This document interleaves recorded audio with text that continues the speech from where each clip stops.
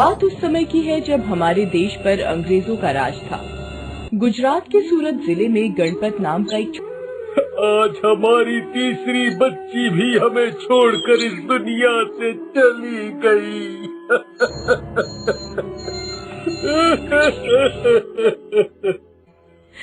भगवान तू कितना निर्दयी है। आए मेरी फूल सी बच्ची अपनी कोख में बच्चा लिए हुए इस दुनिया से चली गई। वास्तव में गणपत और उसके परिवार के ऊपर मुसीबतों का पहाड़ टूटा था। उसकी 4 बेटियों में से 3 की असमय मृत्यु हो गई थी। उसकी बड़ी बेटी बचपन में ही किसी भयानक बीमारी की चपेट में आने से मर गई थी। उसकी दूसरी बेटी की शादी हो चुकी थी, लेकिन उसे उसके ससुराल वालों ने दहेज के लिए उत्पीड़ित करके मार डाला था। गणपत ने अपनी इस बेटी को न्याय दिलाने की बहुत कोशिश की थी, लेकिन उसके ससुराल वाले अपनी ऊंची पहुंच के चलते अदालत से साफ बरी हो गए थे। गणपत एक छोटा सा अनाज का व्यापारी होते हुए स्वभाव से दयालु था। उसके इसी स्वभाव के कारण उसकी पत्नी हमेशा उसे कुछ न कुछ सुनाती रहती थी। अजी बंद भी करो ये दरिया दिली, बस बहुत हुआ। ऐसी दरिया दिली किस काम की जिसने हमें ही कहीं नहीं छोड़ा। लोगों को बिना लिखा पढ़ी के अनाज रुपया पैसा उधार दे देते हो, वहाँ से उधार वापसी की संभावना नहीं होती है। तुम्हारे इसी स्वभाव के कारण तुम सिर्फ अब नाम के व्यापारी रह गए हो। अब हमारे पास खुद के खाने के लाले पड़े हुए, देखते नहीं हमें ही स्वयं अधिकतर भूखा सोना पड़ता है। ये क्या अनाप शनाप बोले जा रही हो। मैं कौन होता हूँ देने वाला? देने वाला तो वो है, मैं तो सिर्फ लोगों की भलाई करने का एक जरिया हूँ। मैं हमेशा लोगों की ऐसे ही मदद करता रहूँगा। तुम मेरे इस काम में बिल्कुल भी दखल नहीं दोगी। लुटाओ फिर तुम्हें जो भी लुटाना है। मैं कौन होती हूँ तुमसे कुछ कहने वाली। आज गणपत की तीसरी लाडली ने भी उसकी आंखों के सामने दम तोड़ दिया। एक तो उस समय की चिकित्सा व्यवस्था उतनी अच्छी नहीं थी, और दूसरी गणपत की अब इतना आर्थिक स्थिति ऐसी नहीं थी कि वो महंगी महंगी दवाइयों का लाभ उठा पाए, क्योंकि पिछले कुछ वर्षों से उसे व्यापार में लगातार घाटा हो रहा था। खैर, अपनी तीसरी बेटी का संस्कार गणपत को ही करना पड़ा, क्योंकि उसकी ससुराल की तरफ से कोई नहीं आया था। कुछ दिनों के बाद, अजी सुनते हो, अब जल्दी से कोई अच्छा सा लड़का देखकर राधा का रिश्ता भी तय कर दो। बाकियों के ना सही, पर भगवान की कृपा से उसका घर तो बस जाए। हाँ भाग्यवान, सोच तो मैं भी यही रहा था। मैंने तो एक जगह लड़का भी देख रखा है, पर रुपए पैसों की वजह से बात आगे नहीं बढ़ रही है।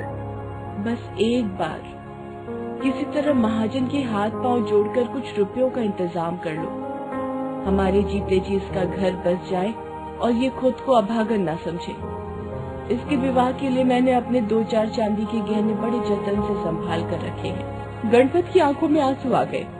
राधा उसकी सबसे छोटी और सबसे लाडली बेटी थी। किसी तरह अपने आंसुओं को पोंछकर वह महाजन के घर की ओर चल पड़ा। महाजन ने पहले तो कर्ज देने से साफ मना कर दिया, मगर बाद में गणपत की तंगहाली और उसकी बेटी के बारे में सोचकर उसे कुछ रुपए उधार दे दिए। गणपत रुपए लेकर खुशी खुशी घर आया और सबको ये खुशखबरी सुनाई। कविता तुम्हारे खुशी के रो पड़ी, और राधा का हाल तो पूछो ही मत। उसने अपने मन में न जाने कितने रंगीन सपने सजा लिए थे, जैसे उसकी भी शादी होगी, उसकी सारी सहेलियां आएंगी, उसे हल्दी और मेहंदी लगाई जाएगी इत्यादि। लेकिन शायद ईश्वर को कुछ और ही मंजूर था। शादी की तय तारीख से कुछ दिन पहले गांव में हैजा का प्रकोप फैला और लोग बुरी तरह मरने लगे। गणपत और उसका परिवार भी इस आपदा की भेंट चढ़ गया। गणपत, उसकी पत्नी और बेटी राधा, तीनों शादी का अरमान अपने दिलों में लिए ही इस दुनिया से विदा हुए। क्योंकि इन तीनों की आखिरी इच्छा पूरी नहीं हुई थी, इसलिए मरने के बाद इन्हें प्रेत बनना पड़ा। जहाँ गणपत भूत बना, वहीं उसकी पत्नी और बेटी भयानक चुड़ैल बन गई। यही नहीं, उन्हें वहाँ अपनी दोनों बेटियां भी मिली जो अब चुड़ैल बन चुकी थी। उनकी बड़ी बेटी चूंकि बचपन में ही मर गई थी, इसलिए उसे इस संसार से मुक्ति मिल गई थी। खैर, अब गणपत का परिवार फिर से एक साथ था, लेकिन अब ये इंसानों का परिवार न होकर प्रेतों का परिवार था। सब एक दूसरे से मिलकर बेहद खुश थे। दोनों बड़ी बेटियों ने अपने ससुराल वालों से उनके किए का बदला भी ले लिया था। मैंने तो अपने ससुर के घर को आग लगा दी थी, जैसे उन्होंने मुझे जलाकर मारा था। वैसे ही मैंने भी उन्हें जलाकर अपना बदला पूरा कर लिया। मुझे गर्भवती को बोझ समझकर मेरे ससुराल वाले मेरे पिता के घर छोड़कर निश्चिंत हो गए।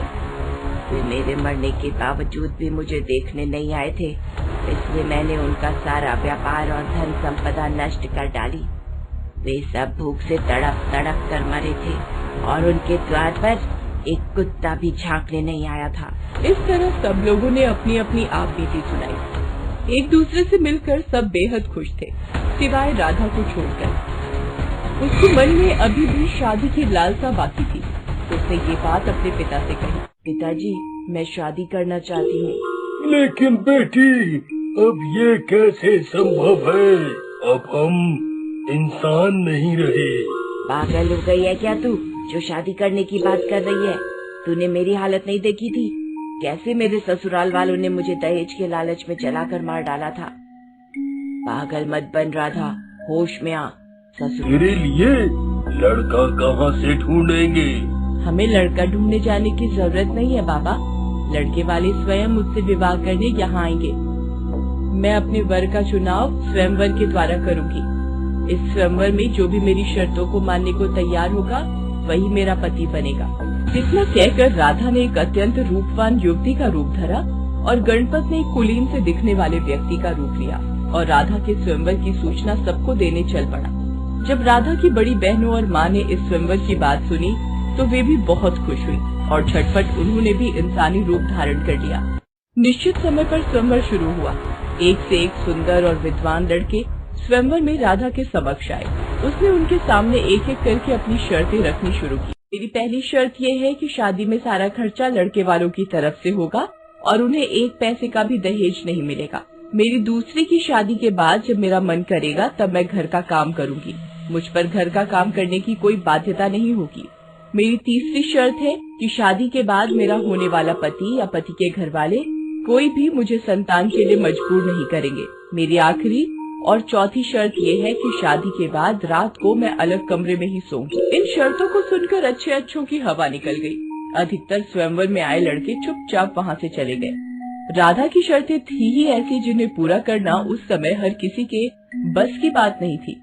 आखिरकार जब सारे लोग वहाँ से चले गए तब वहाँ गोपाल नाम का युवक आया। मुझे आपकी सारी शर्तें मंजूर हैं। सोच लो, बाद में पछताना न पड़े।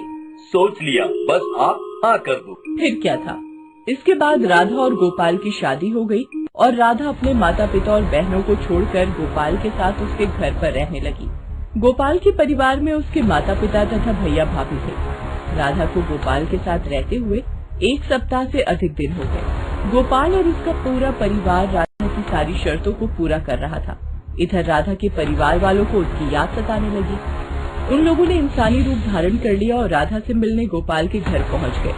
गोपाल और उसके परिवार वालों ने उनका आदर सत्कार किया। रात को राधा भी अपने परिवार वालों के साथ ही सोने गई। हम तो एक ही दिन में इंसानी रूप में परेशान हो गए। तू कैसे इंसानी वेश में इतने दिनों से यहाँ गुजारा कर रही है? माँ, इसीलिए तो मैंने रात को अलग कमरे में सोने की शर्त रखी थी।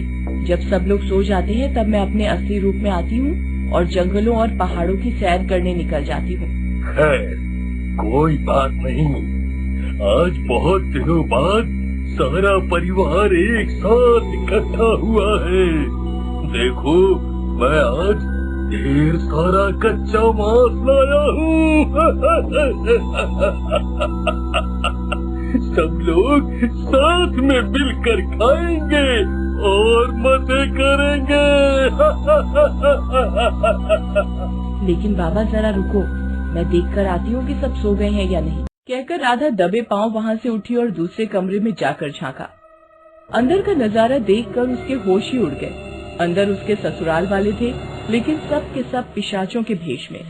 सभी के चेहरों पर खून लगा था और वे कच्चा मांस का सेवन कर रहे थे। तुमने मुझे धोखा दिया है, तुम सब इंसान नहीं भूत हो। शोर सुनकर राधा का परिवार भी वहाँ थमका। क्या हुआ राधा? वो देखो बाबा।